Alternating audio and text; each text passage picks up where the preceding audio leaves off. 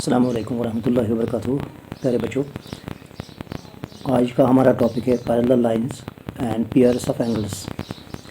Parallel lines जैसे आपको पता होगा, इससे पहले लेसन में हमने किया था पैरेलल लाइंस की प्रॉपर्टीज़ क्या होती है। पैरेलल लाइंस मैं आपको याद दिला दूँ, वो लाइंस होती हैं जो कि एक दूसरे से ना मिलती हों। अगर इनको प्रोड्यूस भी किया जाए तो ये ना मिलती हों, यानी उनका परपेंडिकुलर डिस्टेंस जो है वो हर जगह एक जैसा होता है। यहाँ अगर हम नापेंगे और यहाँ नापेंगे तो डिस्टेंस जो है परपेंडिकुलर डिस्टेंस वो सेम होगा। तो ये है पैरेलल लाइंस। तो आज हम करेंगे, हम यहाँ पर एक लाइन ड्रा करेंगे, एक ऐसी लाइन, हम इसका नाम दे देंगे एल। ये लाइन जो है ये दोनों लाइन्स यानी ए बी और सी डी दोनों को इंटरसेक्ट करती है। से for example this line intersects the line AB at E and this line at F. So this line is called a transversal. This is a transversal. तो क्या हम इसे कहेंगे? हम इसे कहेंगे transversal. The line intersecting two different lines in at distinct points, at two distinct points is called it transversal. सो हमारे यहाँ ये जो दो लाइन्स हैं और ट्रांसवर्सल है, यहाँ कुछ एंगल्स बनते हैं, हम उनका नाम लिखेंगे। बनते हैं ये एंगल, एंगल नंबर 1, इसको देंगे नाम 2, इसको angle 3, angle 4, angle 5, angle 6, angle 7 and angle 8। ये जो 8 एंगल्स हैं, इसमें से ये जो 1, 4, 5 and 8, that is angles 1, 4, 5 and 8, ये ट्रांसवर्सल के एक साइड है यानी राइट साइड में है, और 2, 3, 6 और 7 ये एंगल्स जो है ये ट्रांसवर्सल के लेफ्ट साइड में यानी सेम साइड हैं। तो इनमें जो कम्बिनेशंस बनती हैं आप इनको खास ध्यान देंगे। पहला है कॉरस्पॉन्डिंग एंगल्स, हम लिखेंगे कॉरस्पॉन्डिंग एंगल्स, कॉरस्पॉन्डिंग एंगल्स, ये निशानी है एंगल्स की, कॉरस्पॉन्डिंग एंगल्स। दूसरा है alternate interior angles, alternate interior angles. और तीसरा है ऑल्टरनेट एक्सटीरियर एंगल्स। तो और चौथा है को इंटीरियर एंगल्स, को इंटीरियर एंगल्स। तो आज हम इन 4 पॉइंट्स यानी 4 जो अहम कंसेप्ट्स हैं ये सीखेंगे। कॉरस्पॉन्डिंग एंगल पहले लेंगे हम, कॉरस्पॉन्डिंग एंगल्स। ये कॉरस्पॉन्डिंग एंगल क्या होते हैं? प्यारे बच्चों, कॉरस्पॉन्डिंग एंगल्स जो होते हैं ये ऐसा पेयर ऑफ एंगल्स होता है, यानी 2 एंगल होते हैं कि ये जो ट्रांसवर्सल है इसके एक ही तरफ दोनों होते हैं। दोनों एंगल्स जो है ट्रांसवर्सल के एक ही साइड में होते हैं, चाहे राइट साइड में हो या लेफ़्ट साइड में हो, दोनों एक ही साइड में होते हैं। नंबर 1, नंबर 2, उनमें से एक जो एंगल है वो इंटीरियर होता है और एक एक्सटीरियर एंगल होता है। और तीसरी कंडीशन है कि ये लीनियर पेयर ना बनाते हों।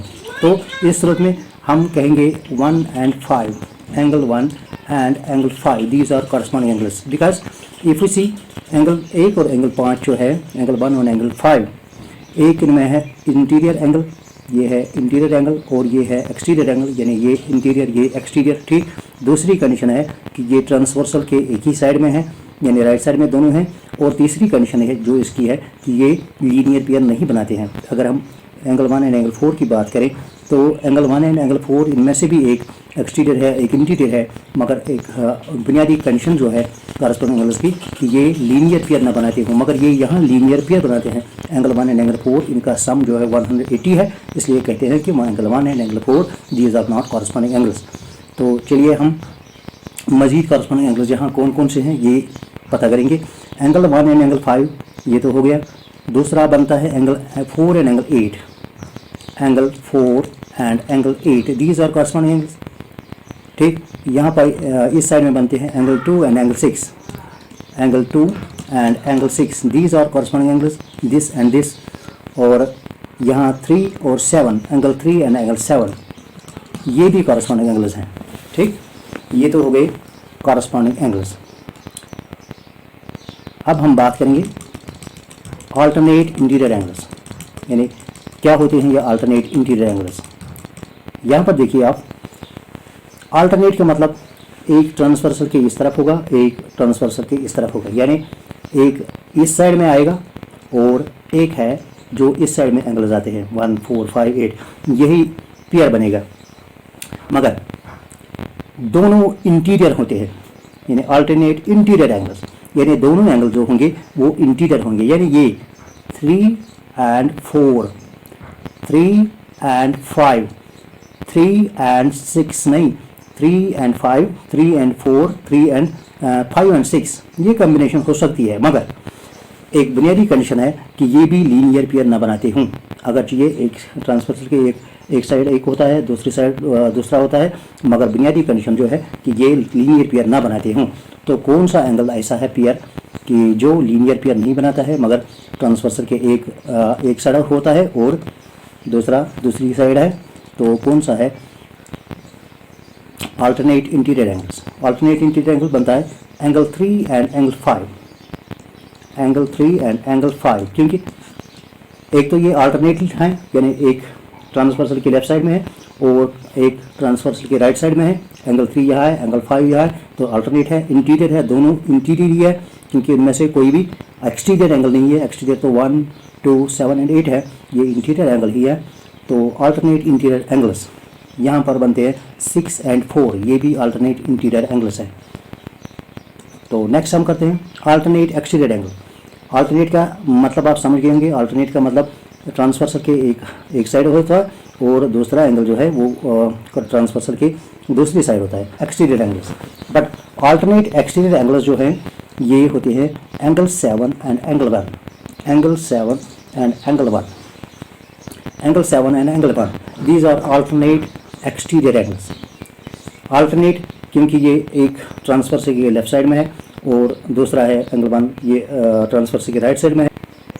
चलिए इसके बाद है को इंटीरियर एंगल्स। को इंटीरियर एंगल्स जो होते हैं ये इंटीरियर एंगल्स होते हैं, दोनों जो है इंटीरियर एंगल्स, यानी ये 3 4 5 6 इन चार में से हमें कॉम्बिनेशन बनानी है कौन से को इंटीरियर एंगल्स है। मगर ये जो एंगल्स हैं ये ट्रांसवर्सल के एक ही साइड में हैं, तो या तो एंगल 4 एंगल 5 या एंगल 3 एंगल 6, ये हैं को इंटीरियर एंगल्स।